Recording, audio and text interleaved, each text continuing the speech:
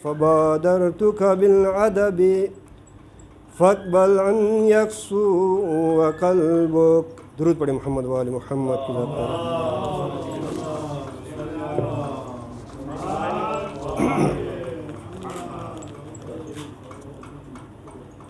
بار دیگر درود پڑھیں محمد و آل محمد کی ذات پر.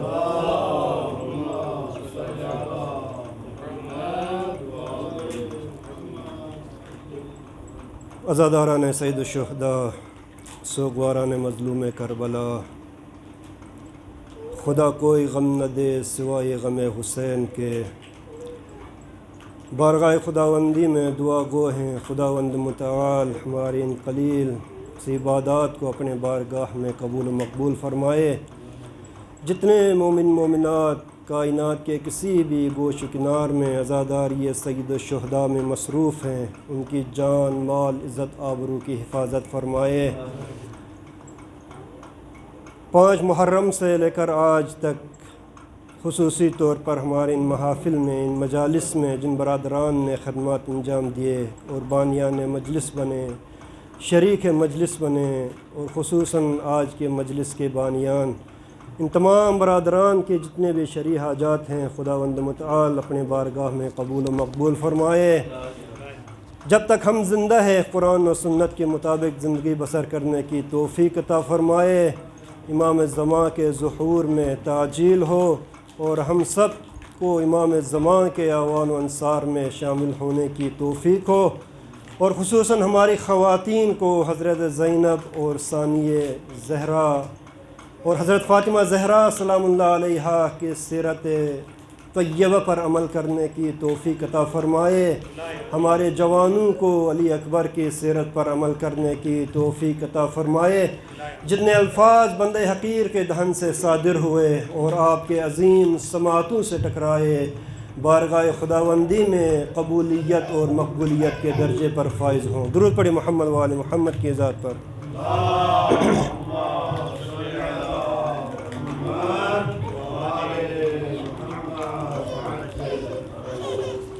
عزاداران سید الشہداء، سوگواران مظلوم کربلا، آپ مستحضر ہیں مسلسل. آپ 1 محرم سے آج 9 محرم شب عاشورہ تک مختلف عزاخانوں میں مختلف خطبہ کو آپ سنتے آ رہے ہیں، اور یہاں پہ بھی آپ نے 5 دن مختلف خطبہ کو آپ نے سماعت فرمایا. لیکن ہر خطیب کا ہر گلاب کا اپنا خوشبو ہوا کرتا ہے. ہو سکتا ہم وہ خوشبو آپ کو نہ دے سکیں، وہ مطالب آپ کو نہ دے سکیں، وہ پیام وہ پیغامات ہم آپ کو نہ دے سکیں جو آپ کے زندگی کے اندر ایک تلاطم پیدا کرے اور ہمیں حقیقی حسینی بننے کی توفیق عطا ہو. اپنے وظائف کو اور اپنی ذمہ داریوں کو اور اپنی باری کو نبھاتے ہوئے انشاءاللہ کچھ مطالب آپ کی خدمت میں پیش کر کے آپ کی زحمتیں تمام کروں گا. علماء کی محفل ہے، ایک خطیب کو عوام کے پاس پڑھنا بہت آسان ہے. جس طرح آج ہم ایک مردہ یزید کو مردہ باد کہتے ہوئے ہمیں کتنا آسان ہوتا ہے، اسی طرح ایک خطیب کو عوام کے سامنے جا کر پڑھنا اتنا آسان ہوتا ہے. لیکن ایک زندہ یزید اور آج کے اس دور کے یزید کے سامنے جا کر اسے مرد آباد کہنا بڑا سخت ہے. اور جو اپنے زمانے کے یزید کو کوئی حقیقی معنوں میں اس کی آنکھوں میں آنکھیں ڈال کر اگر اسے مرد آباد کہہ کر اگر وہ میدان میں اترتا ہے تو خدا اس کی مدد کرتا ہے، اس کی کمک کرتا ہے، اسے کامیاب کر دیتا ہے. یہاں علماء کی محفل میں خطاب کرنا میرے خیال میں اس سے کم نہیں ہے. درود پڑھیں محمد و آل محمد کی ذات پر.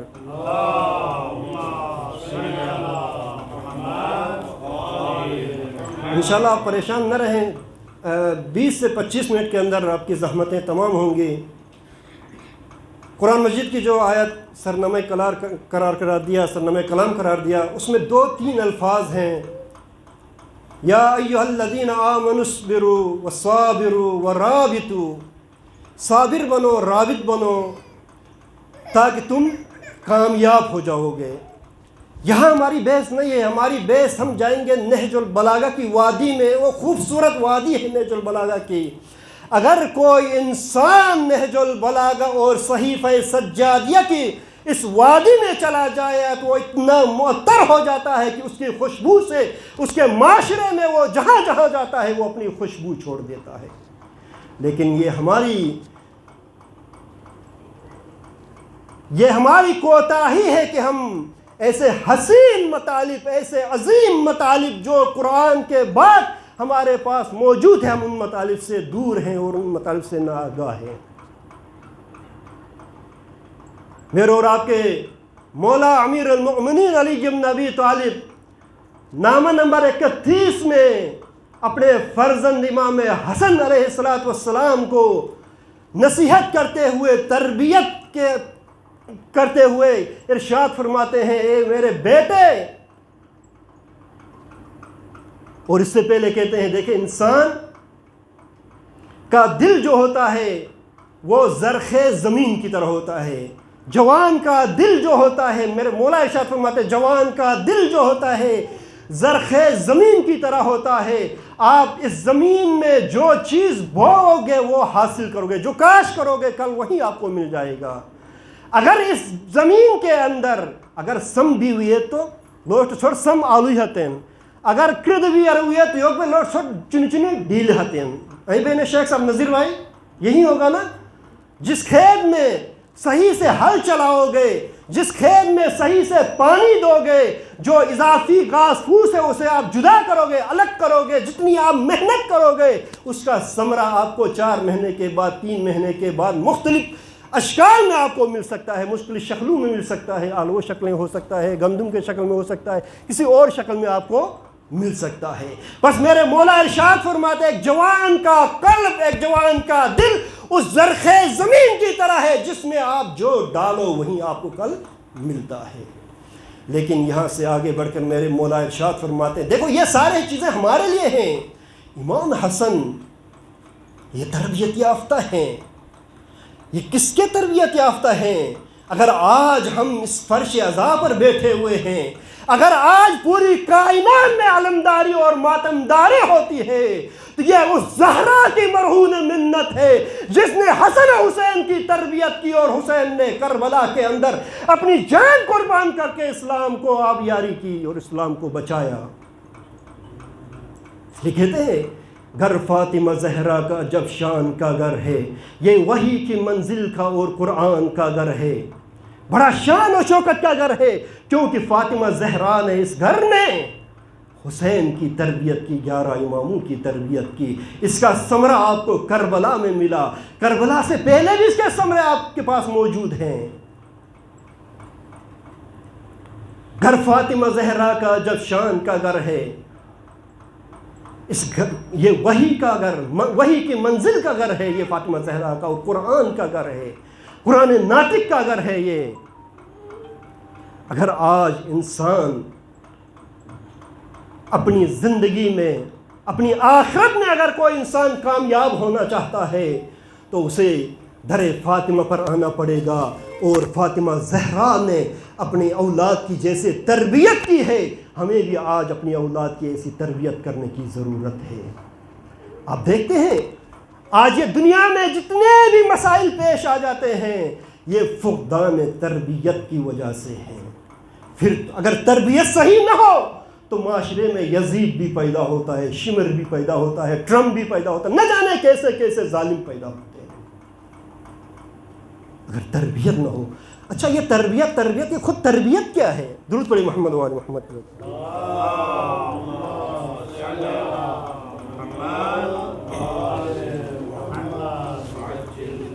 پہلے یہ تربیت ہی کیا ہے؟ تربیت کی طرف ہم دیکھتے ہیں، توجہ کرتے ہیں. تربیت، اگر ہم تربیت کے اگر لغوی معنی تلاش کریں، دیکھیں ہر انسان کے اندر وہ ساری خصوصیات اور وہ ساری چیزیں اس انسان کے اندر پوشیدہ ہوتی ہے، اور ایک مربی اس انسان کو اپنے سامنے بٹھا کر اس کے اندر جو پوشیدہ چیزیں ہیں وہ اسے ظاہر کر دیتا ہے، اسے عملی میدان میں لے کے آتا ہے. لغت میں اسے تربیت کہتے ہیں.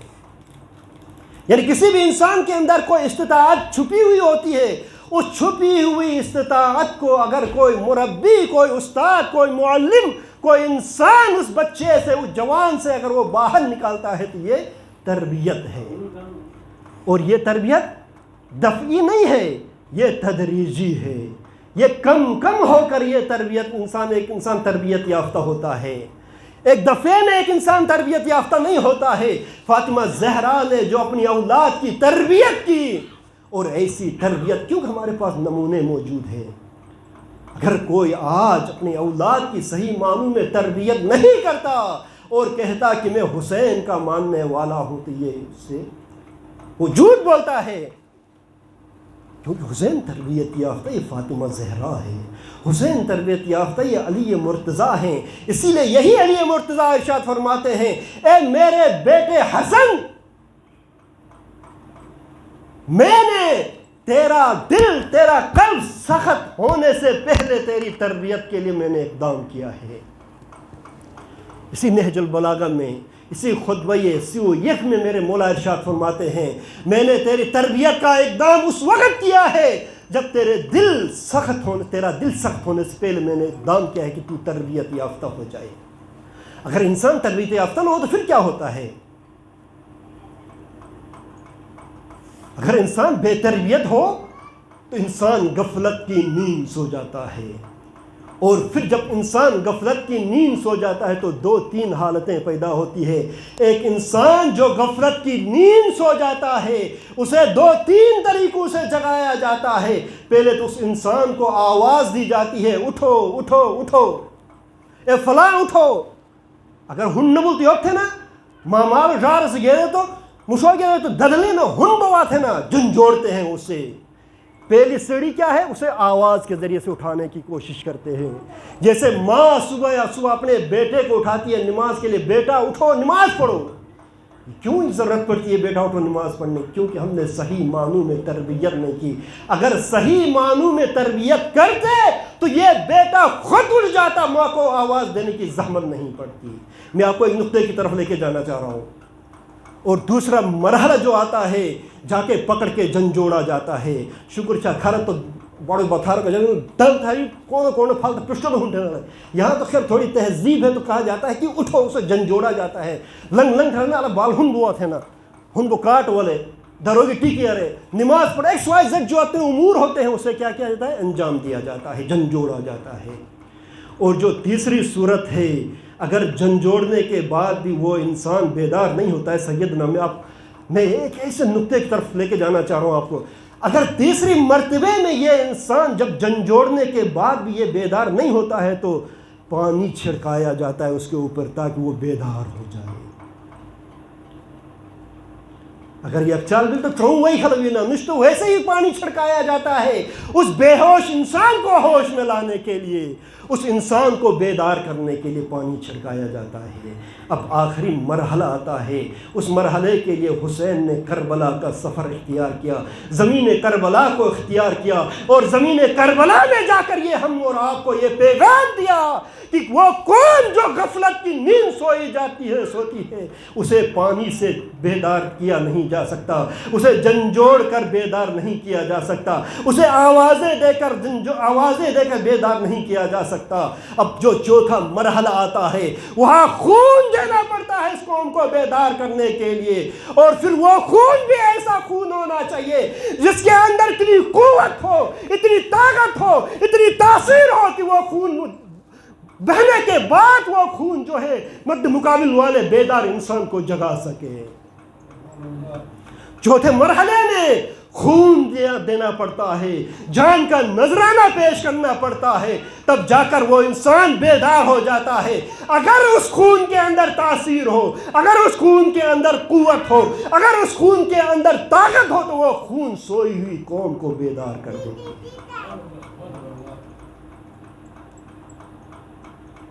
اگر اس خون کے اندر تاثیر موجود ہو تو پھر اس سوئے ہوئے انسان کو بیدار کر دیتی ہے۔ کربلا کے اندر حسین اور اولاد حسین نے جو خون دے دیا، اس خون کے اندر اتنی تاثیر تھی کہ آج تک یہ قومیں بیدار ہیں، لیکن جو سوئے ہیں اس کو وہ الگ بات ہے، لیکن بہت ساری قومیں بیدار ہو چکی ہے، اپنی جانوں کا نذرانہ پیش کر کے اللہ کے نزدیک جا کر سب سے بہترین موت جو شہادت کی موت، سعادت کی موت ہوتی ہے، اس موت کو گلے لگا کر حسین کے اصحاب و انصار میں شامل ہو جاتے ہیں۔ درود پڑھی محمد و آل محمد۔